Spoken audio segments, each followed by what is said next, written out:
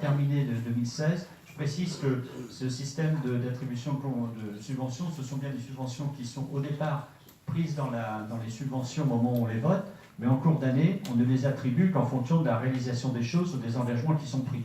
Sur 2017, quand on va arriver au vote des subventions de 2017, on sera dans la même situation. Il y a une enveloppe globale, il y a des subventions pour lesquelles la délibération va tout de suite porter et le destinataire et la somme, mais en cours d'année, eh bien, à hauteur des budgets qui étaient prévus, on sera amené également sur 2017 à ajuster un certain nombre de subventions. Donc là, on ajuste les dernières de 2016. Je vais laisser Laurent, je crois que c'est toi qui interviens dessus. Donc la première concerne une subvention exceptionnelle à Capestran. Capestran est l'association qui s'occupe de la programmation de la salle de l'Estran.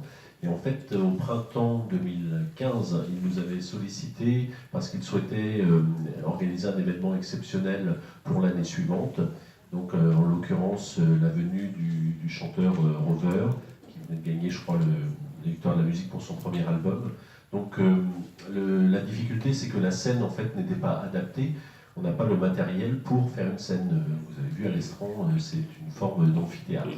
Donc on avait dit qu'à titre exceptionnel, on pouvait les aider si jamais il y avait un besoin donc, de scène. C'est ce qui s'est révélé.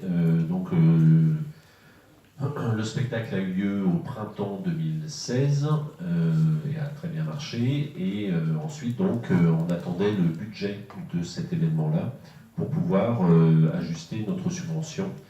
Donc, le budget de la venue de Rover, c'était 16 700 €, dont 10 000 € de cachet. Il y avait également 2 000 € de matériel technique que nous n'avions pas à disposition à l'Estran, et ainsi que 1 093 € de scène. Donc la proposition, c'est effectivement d'accorder une subvention exceptionnelle de 1 000 € par rapport à la scène.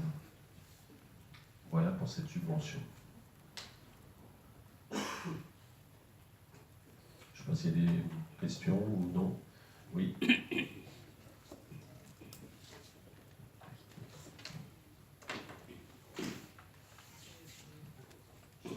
entendu dans ce que vous venez de dire, que le matériel n'était pas adapté, la scène n'est pas adaptée.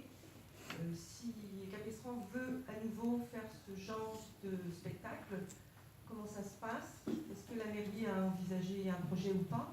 Et moi, au long terme, me pose aussi la question de quel est le devenir de chaque salle justement par rapport à la commune. Voilà, et voir s'il y a des projets par rapport à la mairie. Donc, avec Capestran, les choses sont claires, c'est-à-dire qu'il programme la salle par rapport à ce qu'elle est, évidemment. Et donc là, c'était vraiment une demande exceptionnelle. C'est pour ça qu'on la traite en ce sens-là.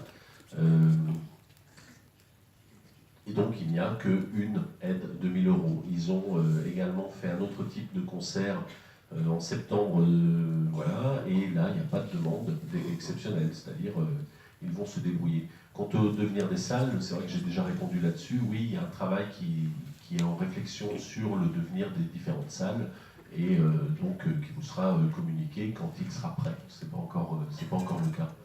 Mais bien sûr, on en parlera notamment dans les différentes commissions qui sont concernées. Et puis personnellement, je ne prendrai pas part à ce vote faisant partie du conseil d'administration.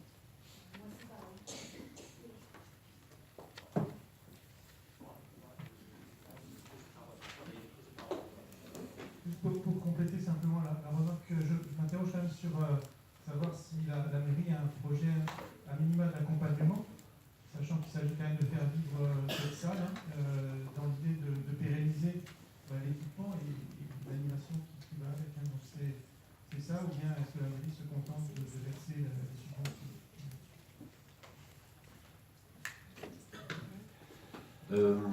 Vis-à-vis de l'Estran, c'est un peu compliqué, parce que c'est vrai que on avait récupéré justement une situation compliquée avec une liquidation judiciaire de la précédente association, donc il avait fallu tout remettre à plat.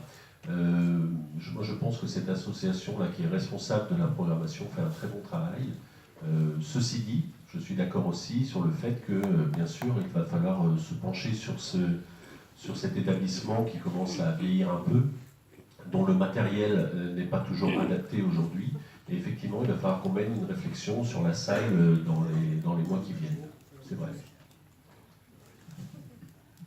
la consigne qui a été donnée quand même globalement à Capestran, c'est bien de faire en fonction aussi du matériel qui est là. Et s'il va avoir un projet qui sort du cadre de ce qui est disponible, ça suppose une négociation préalable, un accord préalable. On ne peut pas simplement venir là, écoutez, on a fait quelque chose, maintenant il faut payer. Quoi. Ça paraît, même si on sait qu'il peut y avoir des demandes, c'est pas l'idéal, il y a un reste à construire. Justement, je vais rebondir sur le fait d'utiliser l'existant. Moi, ça me gêne cette subvention exceptionnelle. Pour la bonne raison, c'est qu'en fait, quand on a voté la subvention l'année dernière en décembre, l'association avait déjà la connaissance du cahier des charges du groupe.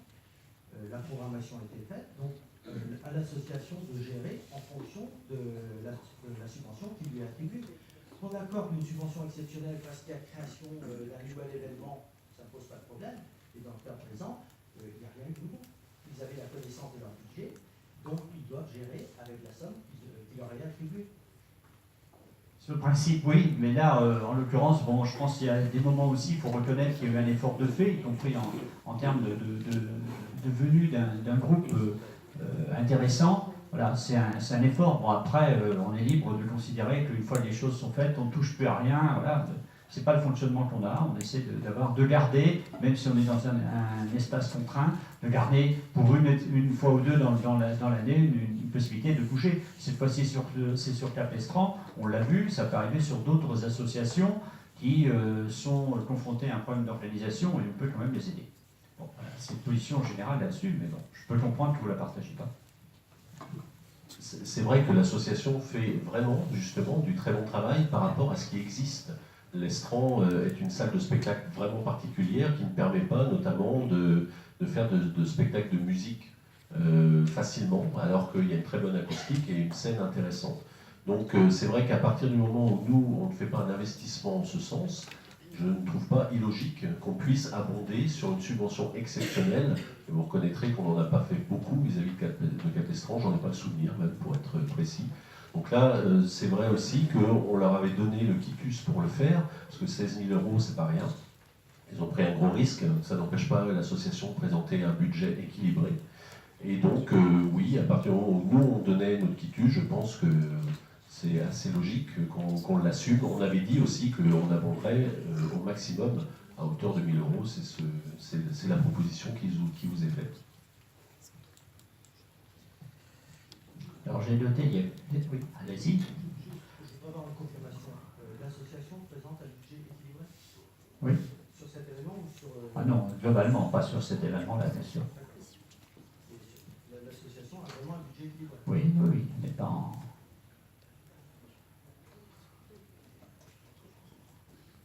Donc j'ai noté qu'il y a des gens qui ne prendraient pas part au vote parce que, intéressés aux membres du conseil d'administration, Cécile Morcel, Gareth Lebert, Annie Troulet et Colette Rémy. Voilà. On donne part au vote. Pour les autres, qui est contre?